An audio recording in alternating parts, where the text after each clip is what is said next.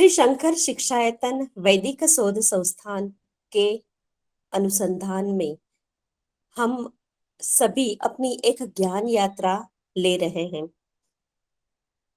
पूज्य मधुसूदन ओझा जी को श्रद्धा भाव से प्रणाम करते हुए इस शंकर शिक्षायतन के प्रयत्न से हमें अभी तक जितना भी कुछ अध्ययन प्राप्त हुआ है, उस अध्ययन के आधार पर ब्रह्म समन्वय अंतर्गत परात्पर विषय के संदर्भ में अपना कुछ अध्ययन प्रस्तुत करने का प्रयत्न कर रही हूँ। यदि कुछ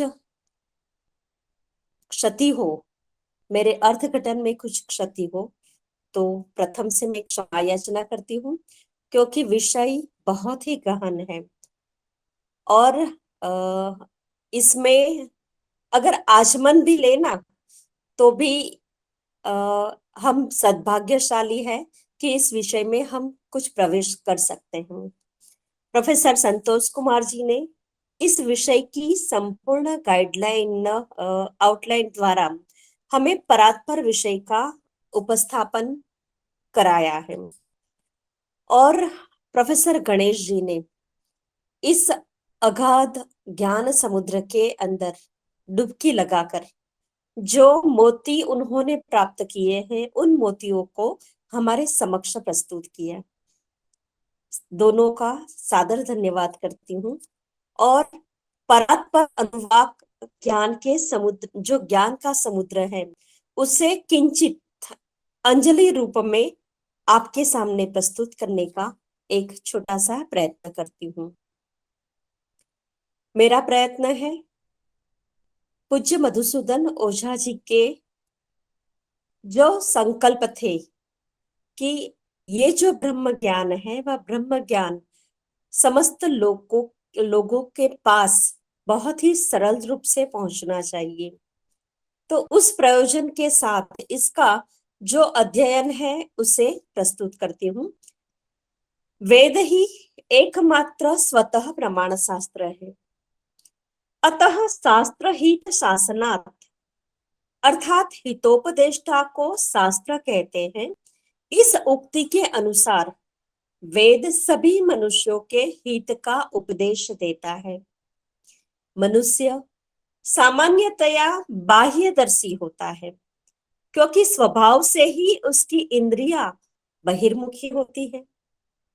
श्रुति ने इस तथ्य को प्रकट करते हुए कहा है कि परांचिखानि व्यतृणत स्वयंभुस्तस्मात् परां पश्यति न अंतरात्मनः।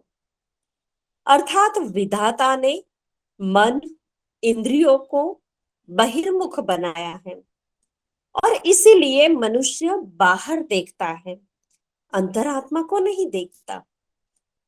बाह्य दर्शन में इसको प्रिय और अप्रिय दोनों की उपलब्धि होती है, अतः स्वभाव से ही प्रिय प्राप्ति एवं अप्रिय के परिहार का उपाय ढूंढता है एवं उस उपाय की प्राप्ति में ही वह अपना हित भी मानता है, अपना शुभ भी मानता है।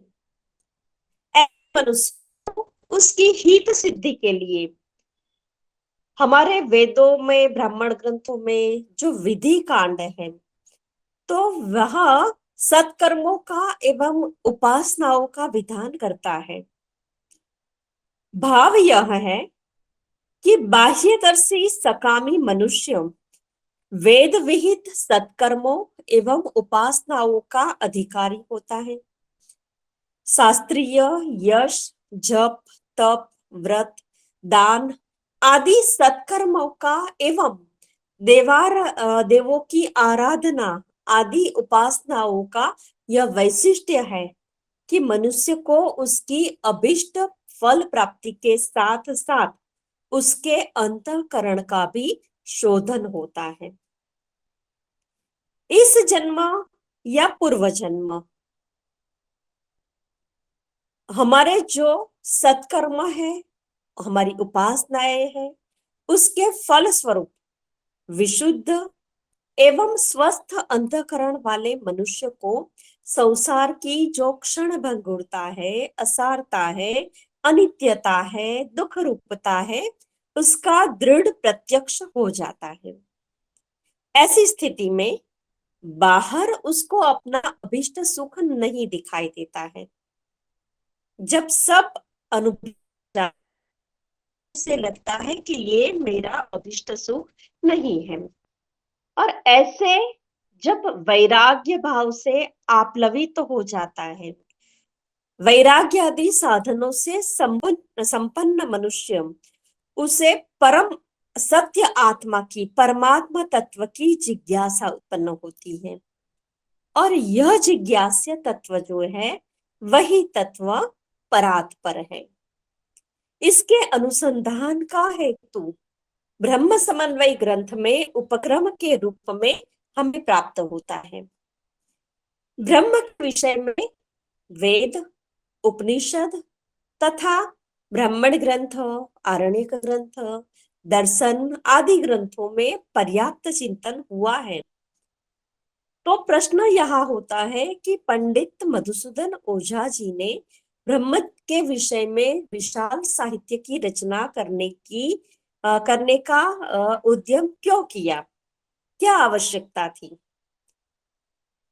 उन्होंने इस विषय में अपने ग्रंथ में कुछ लिखा है, उस पर कुछ दृष्टिपात करते हैं। क्योंकि जब हम परात्पर के विषय में चिंतन कर रहे हैं होते हैं, तो इस चिंतन का कारण क्या है, प्रयोजन क्या है, इसके ऊपर भी कुछ दृष्टिपात करना आवश्यक है।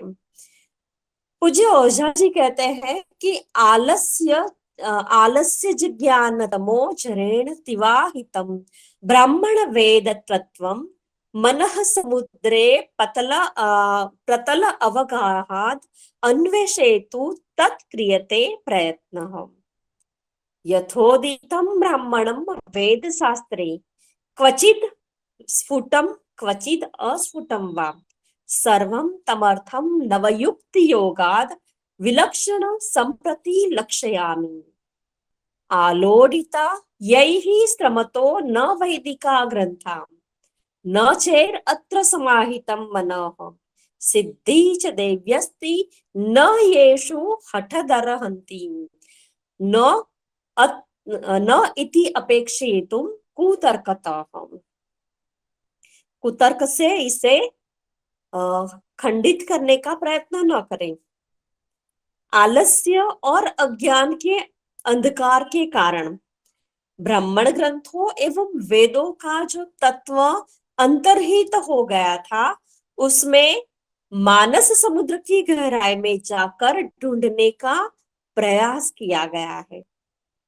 ब्राह्मण ग्रंथ एवं आरण्यक ग्रंथ, वेद शास्त्र इत्यादि में जैसा कहा गया है कि वह कहीं स्पष्ट है तो कहीं अस्पष्ट है, उसे नई युक्ति लगाकर समझाया गया है। जो विलक्षण है, जिन्होंने श्रम पूर्वक वैदिक ग्रंथों का आलोचन नहीं किया है तथा जिनका मन इस विषय में एकाग्र नहीं है, जिनके पास दैवी सिद्धि नहीं है, वैसे लोग हठ पूर्वक मेरी युक्तियों को अपने कुतर्कों से उड़ाने का प्रयास कतई न करें। पंडित जी सभी से निवेदन करते हैं, बड़ी निष्ठा से वे स्वीकृत करते हैं कि उन्होंने जो कुछ ऋषियों द्वारा प्रतिपादित श्रुतियों का अर्थ किया है वह सिद्धांत मात्र है।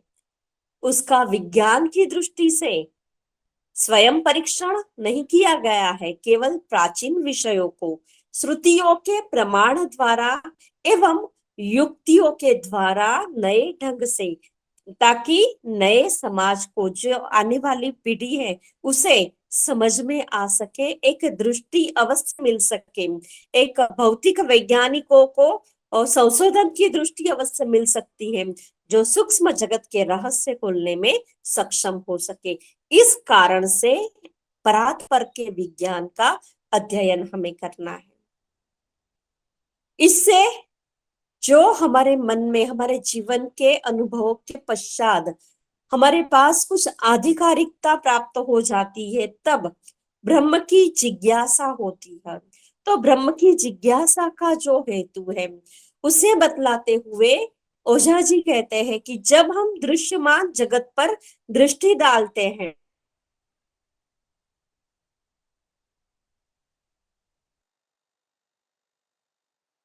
कि दृश्यमान जगत कब और कैसे हुआ, इसका कितना प्रमाण है, क्या प्रमाण है, क्या कारण है। उपनिषदों में ब्रह्म के विषय में पर्याप्त चिंतन हुआ है, ब्रह्म सूत्रों में पर्याप्त चिंतन हुआ है, भाष्यकारों ने काफी कुछ भाष्य किए हैं, परंतु ब्रह्म की जगन मूलकता गौण है। ब्रह्म को हम जैसे उपनिषदों के शांति मंत्र में देखते हैं कि पूर्ण मदः पूर्णमिदं पूर्णात् पूर्णमुदच्यते पूर्णस्य पूर्णमादाय पूर्णमेवावशिष्यते।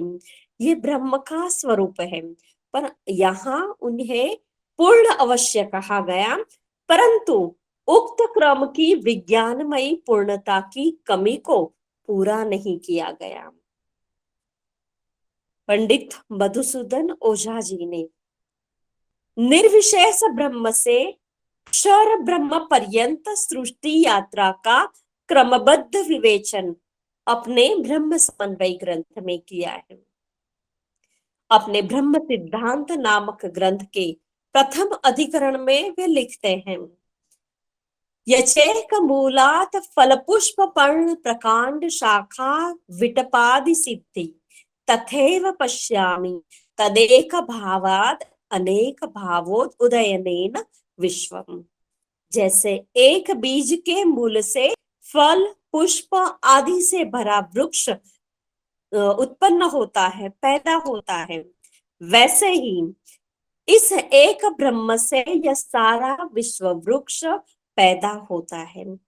इस कर्ममय संसार में कर्म के उपयोगी रूप में 7 प्रकार से ब्रह्म का उपयोग होता है।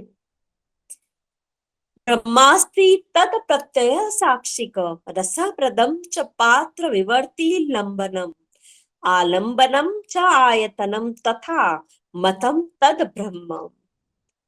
विज्ञान विश्व का विषय है, वह विज्ञान ब्रह्म विज्ञान से ही प्राप्त होता है, अतः ब्रह्म विज्ञान को ही समस्त विज्ञान का आश्रय समझना चाहिए। वेद विज्ञान से विश्व के मौलिक अर्थों का बोध होता है तथा यज्ञ विज्ञान से विश्व के यौगिक अर्थों का बोध होता है। यहाँ वेद शब्द से शब्द वेद नहीं समझना है, वेद को तत्व वेद माना गया है जो सृष्टि यज्ञ के मूल में रहते हैं। इस ग्रंथ में ब्रह्म के 2 स्वरूप बताए गए हैं, एक अमृत स्वरूप और दूसरा मृत्यु स्वरूप ब्रह्म। अमृत स्वरूप जो ब्रह्म है उसे रस कहा गया है और मृत्यु स्वरूप जो ब्रह्म है उसे बल कहा गया है। रस और बल परस्पर अविनाभाव से रहते हैं, जो विश्व के कारण होते हुए भी विश्वातीत है, अर्थात अनिवर्चनीय है। अन्योन्यम अविनाभूतो अवांग मनस गोचरो विश्वातीतो विश्वयोनि इमो बलरसो विदुः। ये जो रस कहे हैं तो ये रस त्रिविध रस है, रस में त्रिविध बल है। ये त्रिविध बल जो है वह निरंतर उदित होते रहते हैं। ये 3 बल कौन से हैं? एक है क्षण बल, जो उत्पन्न होते हैं और नष्ट हो जाते हैं। मुझे लगता है कि शायद क्षणवाद के प्रारंभ में ऐसी ही कुछ विभावना रही होगी। दूसरा है कोश बल, अवयवों के माध्यम से क्रिया के कारण प्रतीत होते हैं। और तृतीय है नित्य बल, जो पदार्थों में भाव रूप से रहते हैं, जैसे कि घट में घटत्व है, उसी प्रकार से इन बलों का परात्पर में क्या महत्व है, इसे देखते हुए सृष्टि प्रक्रिया में बलों के विविध रूप पर सर्वप्रथम एक दृष्टिपात करना आवश्यक है। आवश्यक ही नहीं, अनिवार्य भी है। सृष्टि प्रक्रिया में बलों के विभूति संबंध से मन की प्रतीति होती है, योग संबंध से प्राण की प्रतीति होती है, तथा बंध संबंध से वाक की प्रतीति होती है। सृष्टि प्रक्रिया में मन, प्राण और वाक, ये तीन मुख्य तत्व हैं। रस के साथ रहने वाले बलों में जब तक चीती प्रक्रिया प्रारंभ नहीं होती है, तब तक वह शांत होता है। जैसे ही बलों में चीती प्रक्रिया प्रारंभ होती है, तो वह अशांत हो जाता है। शांत अर्थात अमृत ब्रह्म, वह निर्विशेष कहलाता है। सर्वोपाधि विनिर्मुक्तम अवांग मनस गोचरम नेति नेति इति निर्ध्यातम निर्विशेषम तद उच्यते। निर्विशेष ब्रह्म मृत्यु अर्थात बल, जिसे दार्शनिक भाषा में माया कहते हैं, उसके कारण सविशेष हो जाता है। दृश्यमान विश्व में ब्रह्म के प्रविष्ट होने के चार क्रम हैं। है परात्पर, द्वितीय है अव्यय, तृतीय है अक्षर और चौथा है क्षर। हम परात्पर के विषय में देखेंगे, क्योंकि हमारा मुख्य विषय जो है परात्पर को समझने का प्रयत्न है आज। जब निर्विशेष अमृत रूप रस में मृत्यु अर्थात बल का प्रादुर्भाव होता है, तब वह परात्पर कहलाता है। कब परात्पर कहलाता है? जब निर्विशेष अमृत रूप रस में मृत्यु अर्थात बल का प्रादुर्भाव होता है, तब वह परात्पर कहलाता है। अमृते निर्विशेष अस्मिन् मृत्यवः प्रादुरासते ते मृत्यवो अमृतमयाः सर्वे अप्येकः परात्परः। यहाँ बलों में चीती भाव नहीं होता है। यहाँ बलों का यातायात अज्ञात रहता है। यह रस क्षेत्र के समान है, बल अवाप तुल्य रहते हैं।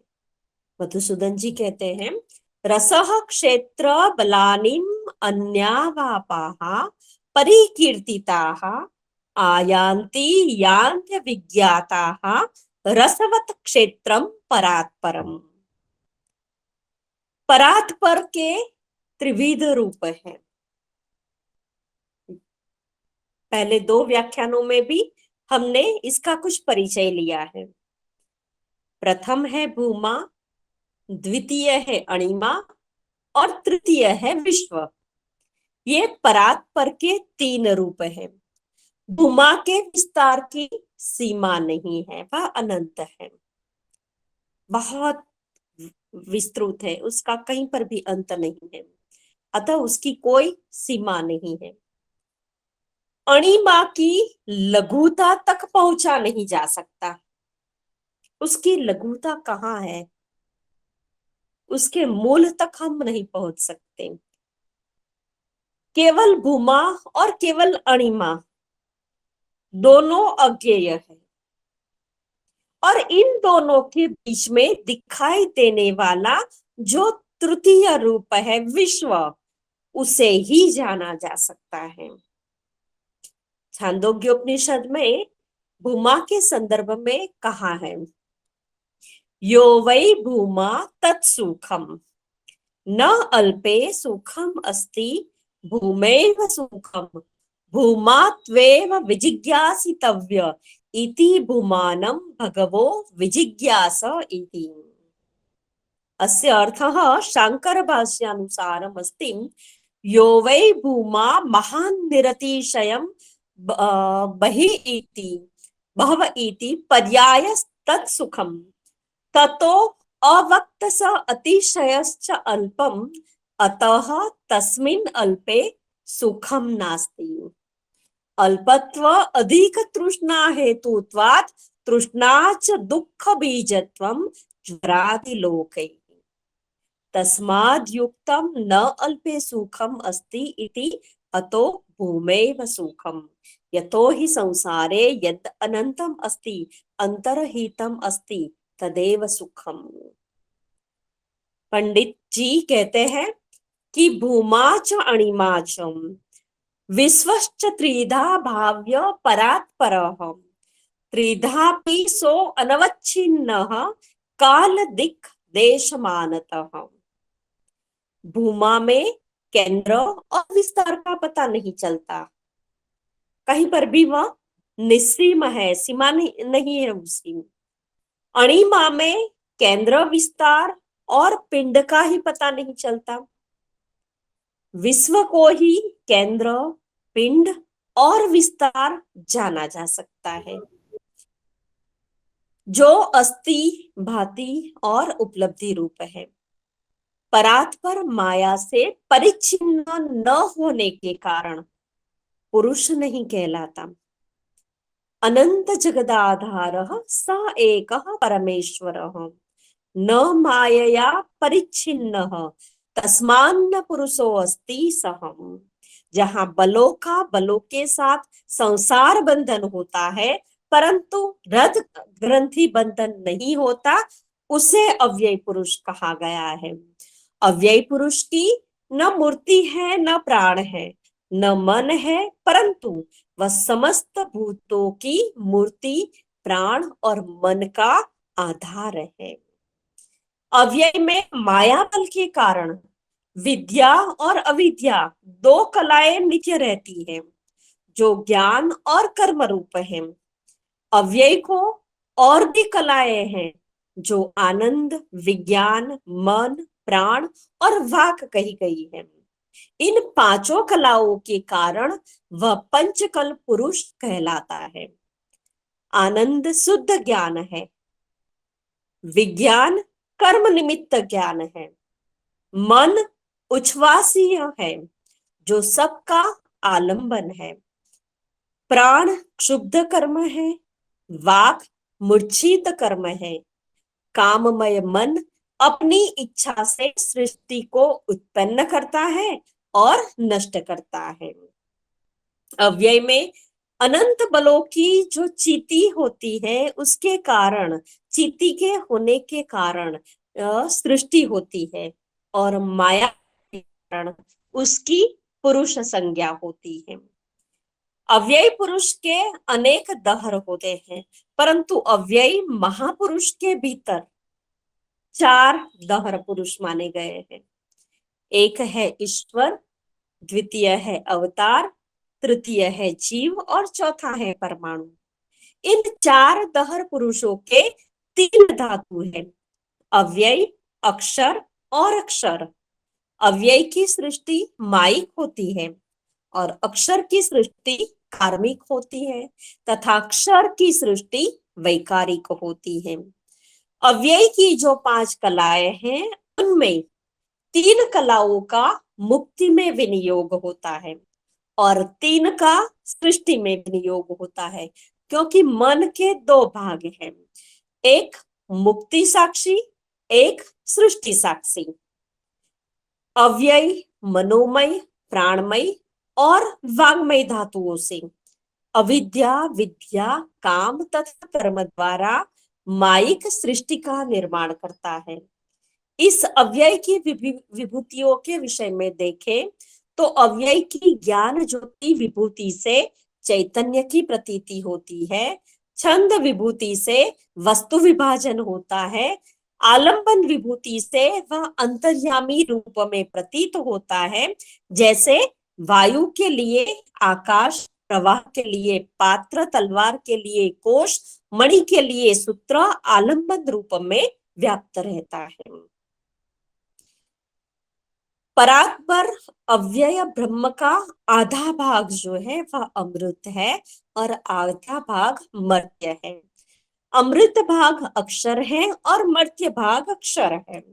यद्यपि सारी सृष्टि अक्षर ब्रह्म से ही प्रवृत्त होती है, तथापि अक्षर सृष्टि का उपादान नहीं है। ब्रह्मा, विष्णु, इंद्र, अग्नि और सोम ये अक्षर रूप भी है और अक्षर रूप भी है। जब ये पांचों अक्षर सृष्टि में प्रवृत्त होते हैं तो ब्रह्मा प्राणमय प्राण रूप होता है, विष्णु जल रूप होता है तथा इंद्र वाक रूप होता है। अग्नि जो है वह अन्न भूक होता है। सोम है वह अन्न कहलाता है। इंद्र, अग्नि और सोम ये तीनों मिलकर क्षर सृष्टि में तेज रूप बन जाते हैं। तेज रूप इन तीनों नेत्रों से क्षर ब्रह्म जो है वह त्रिनेत्र कहलाता है। सूर्य का ताप जब रुद्र रूप धारण करता है तब वह रुद्र कहलाता है। इस रुद्र की एकादश कलाएं एकादश रुद्र कहलाती है। इस रुद्र वायु के यज्ञ, भूत, आत्मा, देव और आकाश यह पांच मुख हैं। ये एकादश रुद्र अधियज्ञ, अधिभूत और अध्यात्म रूप हैं। सृष्टि क्रम में ये अधियज्ञ रूप होते हैं, भूत सृष्टि में ये अधिभूत रूप होते हैं और शरीर में 10 इंद्रिया और एक प्राण, एक रूप ही एक प्राण इन एकादश रुद्रों का आध्यात्म रूप है। ब्रह्मा, विष्णु और महेश्वर एक रूप ही है तीनों। इनकी एक मूर्ति को ब्रह्मांड कहते हैं जो विश्व कहलाता है। क्षर रूप शरीराभिमानी आत्मा को यज्ञ पुरुष कहा गया है और सर्वादि पुरुष को पुराण पुरुष पर पुरुष कहा गया है और अक्षर को पुराण पुरुष कहते हैं। परः स आख्यायत आदि पुरुषो अक्षरस्तु यो अस्तेश पुराण पुरुषः क्षरोय आत्मा स ही यज्ञ पुरुषः स एक एव त्रिविधः पृथक्विदः। सृष्टि एक यज्ञ है जो ब्रह्म और बल के योग से निरंतर चलता रहता है। इस समुची सृष्टि प्रक्रिया को हम इस परात्पर के अध्ययन के द्वारा समग्र ब्रह्म समन्वय के संदर्भ में देख सकते हैं। और यह जो ब्रह्म समन्वय है, ब्रह्म विज्ञान है, पंडित जी ने जितना भी ज्ञान हमें दिया है, 200 से अधिक ग्रंथों में उनका ज्ञान निबद्ध है। तो उनके ज्ञान को सिंधु को ज्ञान सिंधु को एक बिंदु के रूप में रखते हुए परात्पर का अर्थ प्रस्तुत करते हुए अंत में यही कहना चाहूंगी कि यथा स्यन्दमानाः नद्यः नाम रूपे विहाय समुद्रे अस्तं गच्छन्ति तथा विद्वान नाम रूपात् विमुक्तः परात् परम दिव्यम पुरुषम उपैति।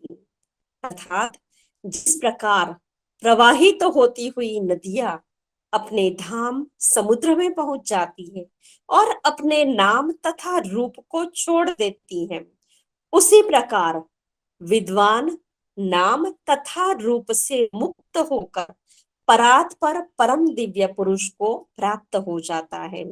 उस दिव्य पुरुष के दर्शन हम सभी प्राप्त करें ज्ञान रूप से, ऐसी अभ्यर्थना है।